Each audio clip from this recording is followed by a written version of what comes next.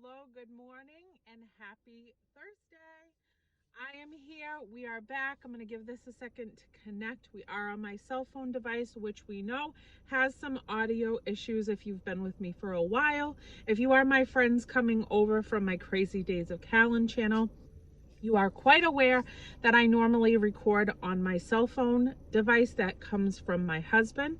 But when he is at work, this is all I have available to me. So I have to give it a few minutes to connect so that you guys can hear me.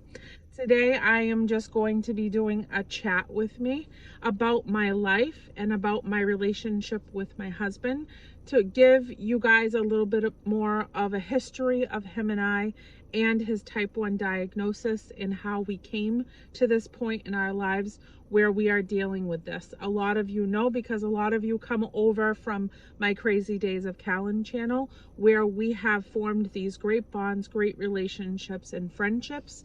And here on this vlog channel, I like to share with you more detail about who I am as a person, my life, my interests, my traveling, my hopes, my dreams. So there's a lot of chat with me's over here, also going on trips and stuff and vlogging for you guys, the things that we do, and just getting to know each other more on a personal level. So if a lot of you that are here with me are over on my Crazy Days of Callan channel, that is the channel that I haul for Dollar Tree with you guys Mondays, Wednesdays, and Saturdays. And so I always try to give a little bit of detail within my hauls to just get to know me as a person. Even though I am Dollar Tree hauling, I still give myself into those hauls. But here I can just kick back, be myself, relax with you. It's like sitting and just chatting with friends and having a moment. So that is what I'm doing today. If you're interested in that, continue watching the video. If you're not, that is completely fine. This is for people that I've connected with that want to get to know more of a story of why my husband became a type 1 diabetic so late in life and how that came to be. And today I'm just going to let you know the full story from start to finish. I am sitting here in my car with my coffee, believe me, because I need it. I've been up since 3:30 this morning. We had some car issues yesterday with my husband's vehicle, and so today I had to drive him to work. He works an hour away from home, so we left at 3:30 in the morning. The sun is just starting to come up, and I just need a minute to meditate, connect with my friends and the people that I care about that I've met through my journey here on YouTube. And so that is what we are going to do before I really get into all the day's details and what it requires of me every single day. So, all right. So my husband's name is Richie, for those of you that may not know and that do want to continue watching this video. I have been with my husband for 11 years now. We got engaged 2 years into our relationship, and I just married him on May 30th of 2020.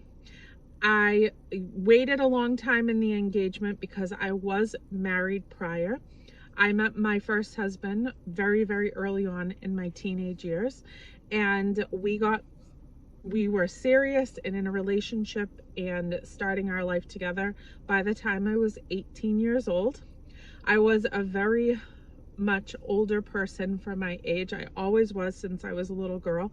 And I always, behaved more with the adults than I did the kids.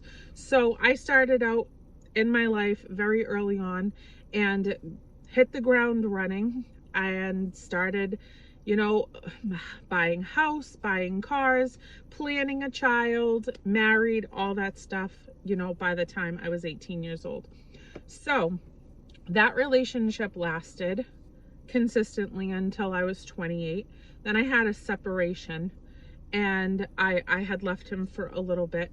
We did attempt to get back together, sort some things out. My son was about 5.5 years old when I decided the marriage was over and I asked for a divorce. I was a single mom for about 1.5 years before I met my husband, and I was not expecting to be with anybody else. I wasn't seeking it. I wasn't looking for it. I wasn't willing to even entertain it, to be quite honest with you.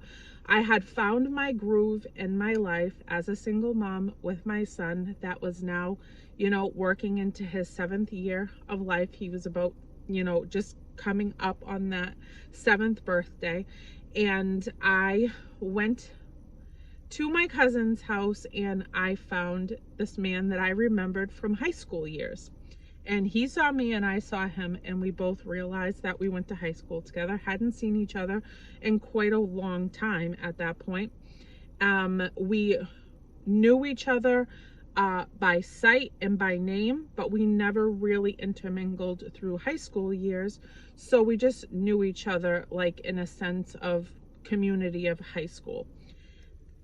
That night, we decided that we were going to be quick friends. My son took to him very, very quickly at this point of being a year and a half out of my marriage, and through a very, very difficult divorce process that took years into my relationship with Richie to be over with, through all the dealings that I had with my ex-husband and going through that process of dissolving assets, dissolving properties, and just, it was a mess. It was a terrible ending, and it was a terrible divorce, and it took 3 years to get divorced. But a year and a half in, here was this man named Richie that I was familiar with, and we formed this relationship really quickly as friends. Wonderful person, wonderful guy. I remember him as being that, and even high school, he was always good-natured. He was a sweet guy. He was just, he worked hard. He always was like working through his teenage years. He was just a really good family man even back then. And he has siblings, and I knew him in circles of other people. So that night we went out as a group with my cousin, her family. He was a friend of them on the other side of me that I didn't even realize that they were connected to. So we went out. My son again took to him very, very fast. He was a male figure. He was somebody that showed my son attention right from the first night and was just so good with kids. My son was dangling off of him like a little monkey. He was just having the time of his life with this guy, and we were all out. We were doing an event. It was Halloween. We were just all in a big group having fun. And Richie's really, really loving and nurturing nature. He pretty much took care of my son the entire night, entertaining him, having fun with him, running around with him, playing with him. Right off the bat, the first night, he taught him about wrestling, you know, WWE. He taught him about, he taught him about video games and things like that. Things that, honest to goodness, I never thought to show my son. Even though I thought I was doing everything that I would need to do for my son, being a mom and a dad to my son for that year and a half that I was completely, you know, single and alone with him. There was this man just all of a sudden one night that swooped in and stole my son's heart and was showing him what it meant to look up to a male figure that was good-natured, smart, you know, just driven to be a good person, and knew all these really cool things that my son was like wide-eyed about and so interested in. And so anyways, that night wrapped up, and this man named Richie said to me, I would love to be able to see you guys again. And at that point, honest to goodness, my mindset at that point was, I'm gonna be single forever. I'm gonna work really hard to raise my son to be a good man. I'm gonna show him that, you know, you can always make it no matter what obstacles we go through in life, and we are gonna do this thing, him and I, till the end. I had no interest in relationships. So that night, Richie had said at the end of the night, I really want to see you guys, both of you. I had so much fun with you tonight. Like, this was one of the best nights of my life. I love your son instantly. He's such a good kid, and I want to spend more time with him. I'd love to be able to teach him more about WWE and teach him how to play the Wii and teach him how to play like the games on the Wii. I have a Wii system at my apartment. I'd love for you guys to come over and I can, you know, show him that. We can, you know, just bond as men, and I can show him things that you don't know how to show him, and I think we'd have fun. I'll make dinner, we'll do, you know, just hang out. So I said fine, because this was a blessing to me personally to see that there was a man that I was familiar with and comfortable with enough to be around myself, to have my son with me and be around him in a friendship type of setting. So we started doing that. We saw Richie consistently for a while, and the interest was starting to build within myself, and I knew that it was building with him as well, but I was not in a position and we were not in a space where I felt like I wanted to go forward with anything. So I kept my feelings to myself. We saw each other consistently. We became family relatively quickly, where my son wanted to be with him every day out of school. Mom, can we go to Richie's? You know, he just wanted to see him and spend time with him. Fast forward now, we did get into a relationship several months in, after a lot of talk, after a lot of fear from my end of engaging in a relationship type of status with somebody else, while I was still going through a very, very difficult, emotionally draining divorce, just working 4 jobs, raising my son, maintaining our life together, and now, you know, contemplating juggling a relationship. I didn't think I was capable of it, and I didn't want to get emotionally connected with anybody that could potentially hurt me again the way that my ex-husband did the last 6 years of our marriage, you know, of 10 years. So I wasn't ready, and I didn't know if I could handle it, and I fought against Richie for quite a while. We dated, and I kept pushing him away, but he had a backbone like I had never seen before. He never wavered. He never wavered. There wasn't one day that he didn't show up. Even if I told him not to show up because emotionally I was getting too connected to him and I wanted to cut that off, he was like, okay, I will see you after work. I'll bring dinner. I'll bring Chinese food. I'm gonna come, I'm gonna help with dishes, take out the trash. I love you, you love me, I know it. You don't even have to say it. I know that you love me.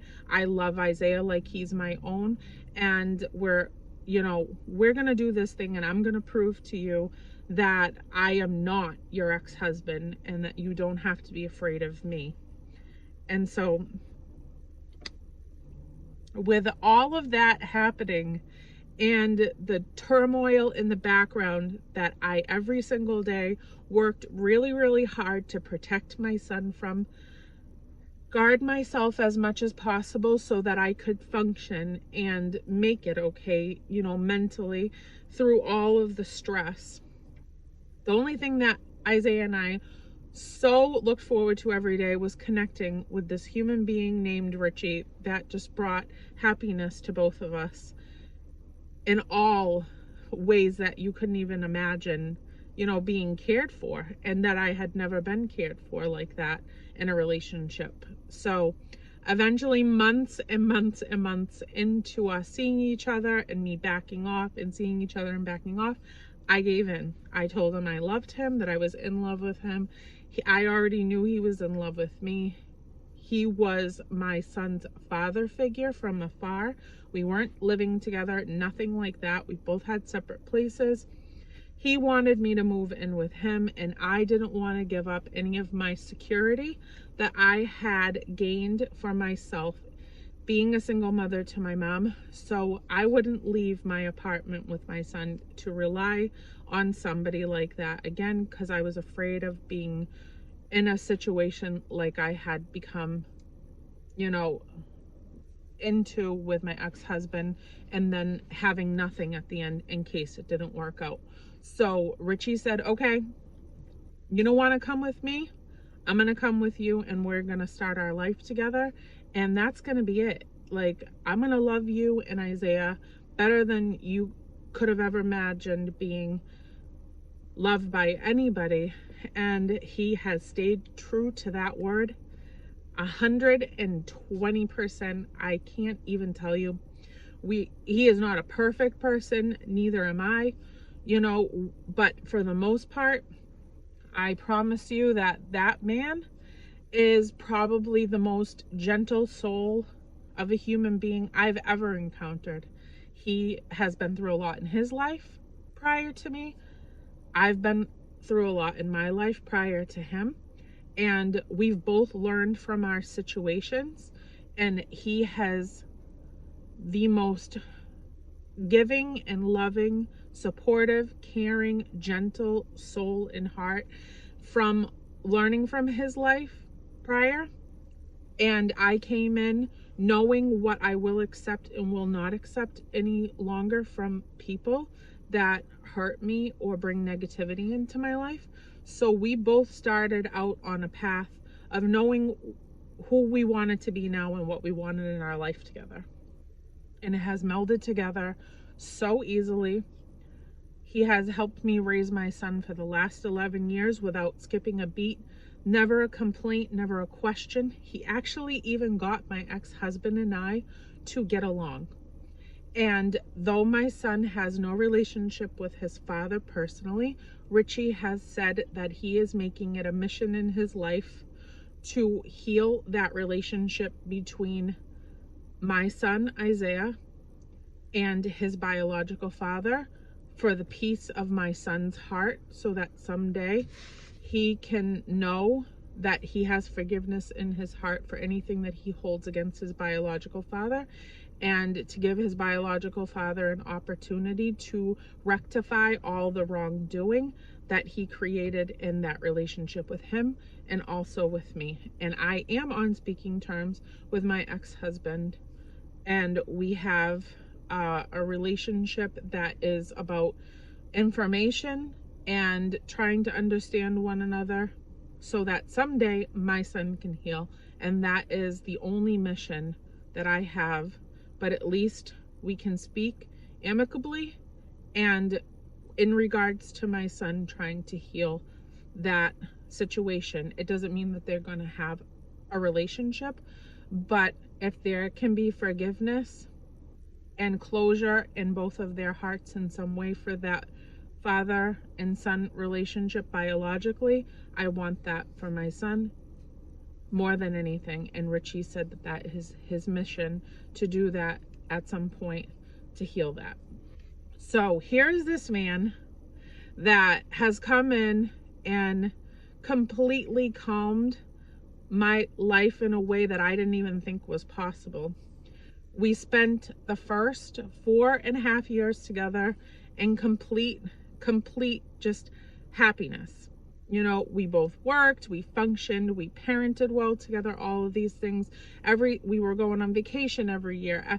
For the first time in my life, I felt like, okay, for the first time in my life, I don't feel stressed to the magnitude that I normally always have, because I have a really good partner in my life that is on solid ground and that has our best interest as his number one priority, which I've never experienced in a relationship. And I have somebody that is my best friend more than anything. And then I get to spend every day with him. So I felt very fortunate. We were living a really good life. We had built things together as a couple, as a family, and it was going well. And then one day, we started out the day just like a normal day. And Richie went to work, and by 8 o'clock in the morning, it was actually 8:01 a.m. and I got a phone call from his cell phone. I picked up the phone, and it wasn't him. It was a woman on the other line saying that she was the nurse from his employment, and that Richie was on the ground. They couldn't find a pulse. He wasn't breathing, and that the EMTs were working on him. That they believed that he had an anaphylactic reaction to something that he had eaten. They had just given him an EpiPen, and they were pumping his chest, and they were trying to get vitals on him so that they could get him to the hospital quickly. So, though that moment in my life that probably took about 6 seconds to say from this woman completely has changed my life every single day after that for all of these years, and now we're 40 years old. We went to the hospital immediately. He arrived there as soon as they got vitals on him. They found a pulse, and his oxygen was really low. They rushed him to our local hospital that, thank God, is nearest to where we live, and I met him there. When I saw him come out of that ambulance, I thought I was going to lose him. And he spoke very few words to me, but he said, I think I'm going to die. And I didn't understand what was going on. All I knew from the EMTs is that they had administered the EpiPen, and that they were going to go in and give Benadryl and all the other things to try to get the allergy, under control. His system was still shutting down. They were going to do the best that they could as quickly as they could. So for that full day, they continued to treat him for the anaphylactic shock. He was going up and down, up and down, up and down. They finally said, okay, we got to get this guy to the ICU. We think he's going into a coma. So the next day, he didn't go into a coma, but he was in and out of consciousness for the rest of that day, all through the night. And it was like touch and go, and I didn't know what to do. He could barely talk when he was awake. I just laid there and held his hand next to him, not understanding what my life would ever be like if he wasn't a part of it. So we went and met the doctors. Everybody kept coming in. They were very diligent with him, and they were trying everything, and they couldn't understand what was going on. The ICU doctor came in, a specialist, and they said, have we gotten vitals on this guy, blood work to check his glucose level? And for some reason, they hadn't. They had done blood work over and over and over again, but nobody was checking his glucose level. And they checked his glucose level, and his number was so high off the chart that it didn't even register.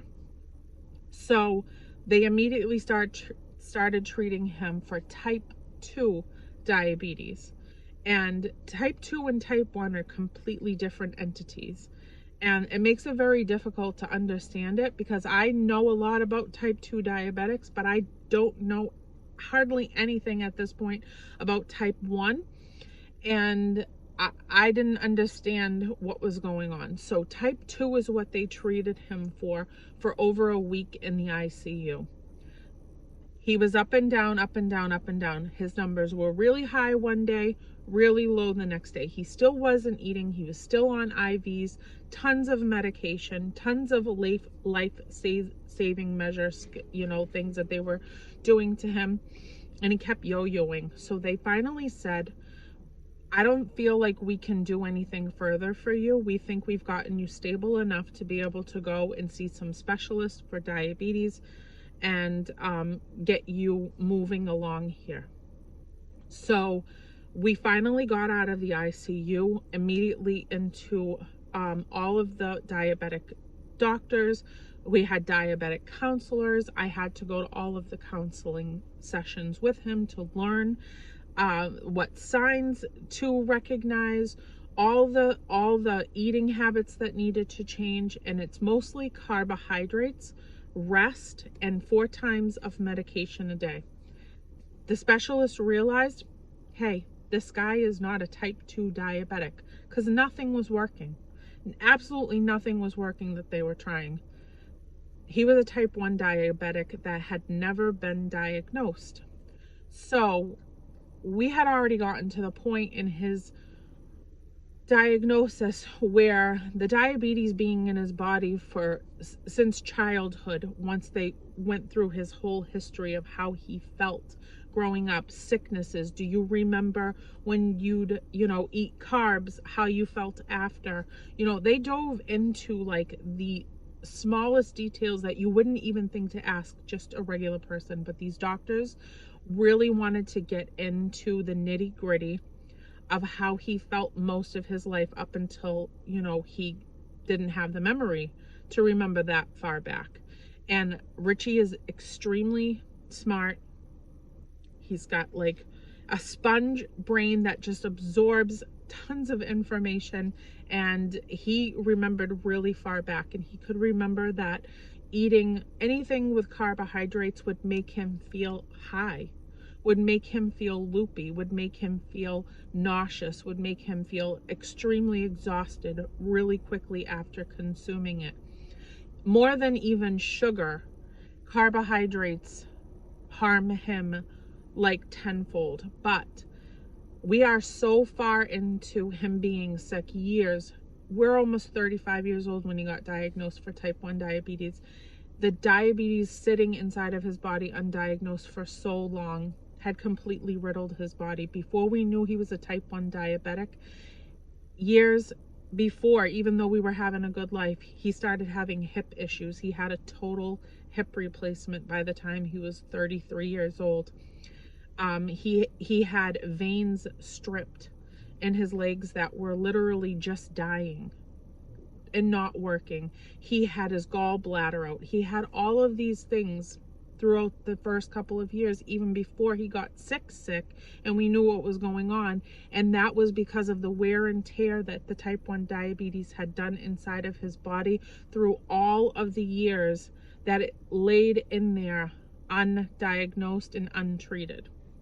So because of that, he is at a much more advanced stage in his diagnosis where he has a very, very limited amount of immune system to be able to handle the type 1 diabetes diagnosis.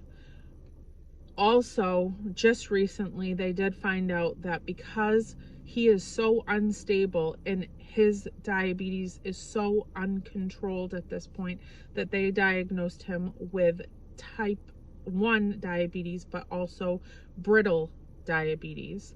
So no matter what he does, no matter what he eats, if he even gets a cold, if he gets even the smallest little cut on his finger and he gets like a little infection, which happened not too long ago in his finger at work. He got a little cut and it got a little infected, where normal people can just kind of like put some medication on it, wrap it in a Band-Aid and heal it up. He can't. It goes into his bloodstream. It spikes his sugar levels to an all-time high, or it drops him so low that he passes out and it becomes very sick from really, really low dropped blood sugars. He's high, he's low. We can never keep him in a parameter of numbers that is going to keep him functioning well. So every day is up and down. It doesn't matter if he had an English muffin, for breakfast, where normally a type 1 diabetic could have that and take the insulin to counteract that and help that process through his system. It doesn't matter. The slightest thing can drive him off the charts, and then it can start shutting down things. At this point, now he has stomach issues, and we're having to learn a new avenue of treatment and also different eating habits. He can't have broccoli anymore. He can't have beans anymore. Things that were incorporated into our dinners, for health reasons and to fill the plate with vegetables and meat. Now we have to cut back on certain vegetables that we eat so that it doesn't affect his stomach, because his stomach muscles are weak, his nerves are shut, off around his stomach. They have told him now he has neuropathy in his stomach, so he has to be on a daily medication to keep his stomach awake, as they called it, so that the food can process through and he can continue to function in that way in his body. So there are so many moving parts to this. And no matter what goes on, I swear to you, I have never seen a man with this type of constitution. He gets up, he goes to work every single day. As long as he's not in the hospital, you cannot keep that man out of work. All he says every day is, I'm going to work. I have to take care of my family. I have to provide for you guys. I feel well enough to get myself there, get through my day, and when I come home, I have to rest. And that's what he does. He goes to work, he works long days, he is the boss. So he has a very, very hard driving job mentally, sometimes physically, but he manages it because work to him is a distraction. It's a purpose to be able to get up every day and go. So even though he is eligible to be on disability, at this point right now, he refuses to because he is 40 years old and he doesn't want to give up his power and feel like he's giving into it. That's his thing, and I have to support him in that. But I'm not going to make this too much longer. It's already 31 minutes, so I'm going to pretty much stop it here. But being a partner, a wife, a husband, whatever it is that you are, when you love somebody so incredibly and you are wrapped around them as a person through your days in your life, to watch them be sick is one of the most difficult things I have ever tried to manage out of all the hardships that I have been through. Watching him be unwell and not knowing what the future holds. Every single day that we wake up in the morning, all I have is to be positive, rely on my faith, believe that there is a purpose to all of this, share love with people, the world, so that we can receive that positivity back to us, and hope that prayer, positive people, love surrounding us, kindness, and just enjoying every day and what it has to offer, even through the difficult ones, even through the most difficult days. I try every day for myself and for my family to grasp onto something that was worth the trouble, something that brought even the slightest smile to our face, because every day means everything to us and means everything to me, to be knowing that at the end of the day, he's going to come home, he's going to be with me.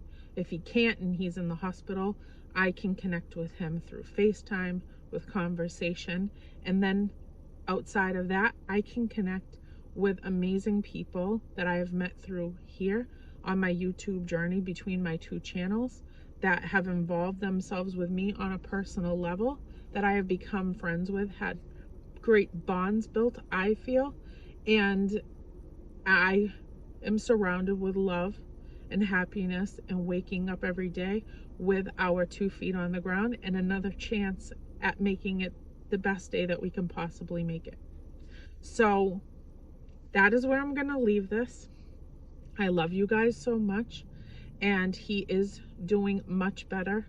We have already worked through the first couple of days since he's been home from the hospital. He's feeling okay. His numbers are okay, here and there, but we're keeping them,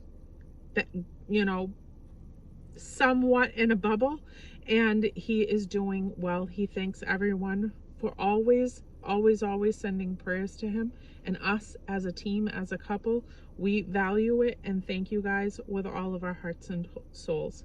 So all I can say to you to end this is that we all have journeys, and every single day that I talk to you guys on my hauls and tell you that I'm happy, I mean that I am. Am I sad a lot of time? Absolutely. Do I get angry sometimes? Absolutely. I'm a human being. But my happiness brings me out of that, because then I start to think of all the things I am so blessed with, I am so grateful for, all of the hard things that I have overcome with drive and determination that I possess inside of myself, and the love for the people that I am involved with gets me through these tough things. So no matter how hard it is, we're gonna do this. And I hope that this gives you guys hope for whatever you could possibly be dealing with in your own life. On a personal level, I wish you nothing but strength and love and drive and determination. And you know what? There's a bigger picture to all of this. I truly believe that. And someday we're going to understand, and we're going to feel comforted in the fact that we had a community to rely on to get us through, good people, a life that left beautiful memories, and life lessons that had to be learned, that grew us as human beings and made us stronger and wiser. So that is it. I love you guys so much. I'm going to start this day. That sun is beaming now, and I am ready to go. And I can't wait to chat with you guys. I hope everybody has a wonderful, wonderful day. And I will see you soon. I will also see you over on Happy Saturday Dollar Tree Haul on Crazy Days of Callan. And I love you. Have a beautiful, happy Thursday, guys. Bye.